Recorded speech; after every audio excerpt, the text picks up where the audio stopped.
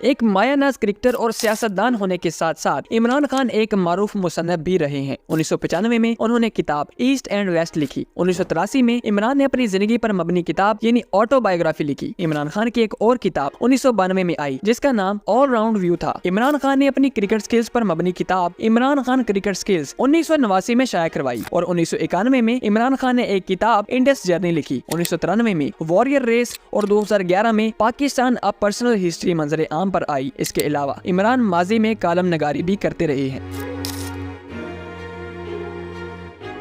अपने cricket career में तो इमरान खान ने बहुत से अवार्ड्स अपने नाम किए, मगर इनके अलावा काबिल जिक्र एजाजात में 1980 में वेदरऑल अवार्ड, पाकिस्तान की जानब से 1983 में प्राइड ऑफ परफॉर्मेंस, 1992 में हलाल इम्तियाज हासिल करने के साथ साथ वो बहरीन की जानब से सबसे बड़ा सिविल अवार्ड भी हासिल कर चुके हैं। 90 की दहाई में उन्होंने यूनिसेफ के नुमाइंदे के तौर पर पाकिस्तान, बांग्लादेश और श्रीलंका जैसे ममालिक में हेल्थ के हवाले से खिदमत सर अंजाम दी। 2005 में वो ब्रैडफोर्ड यूनिवर्सिटी के चांसलर भी मुकर्रर हुए, लेकिन अपने मसरूफियात की वजह से वो इस ओहदे को वक्त ना दे सके और उन्होंने 2014 में यूनिवर्सिटी के इस ओहदे से इस्तीफा दे दिया। 2019 में पाक भारत कशीदगी में मौसर किरदार अदा करने पर इमरान खान को यूएस पब्लिकेशंस की जानब से नोबेल पीस प्राइज के लिए भी नॉमिनेट किया गया। इसके अलावा MTV की एंकर पर्सन क्रिस्टियाना बेकर ने इमरान खान की उससे गुफ्तगू से मुतासिर होकर 1995 में इस्लाम कबूल किया और बाद में फ्रॉम MTV टू मक्का के नाम से एक किताब भी लिखी, जिसमें वो लिखती हैं, जब इमरान ने मुझसे पूछा कि तुम्हारी जिंदगी का क्या मकसद है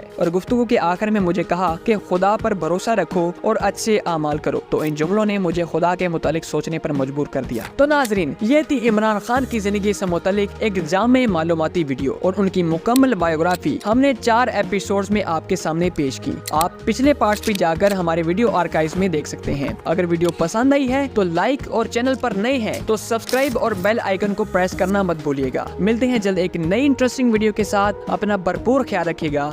खुदा हाफिज।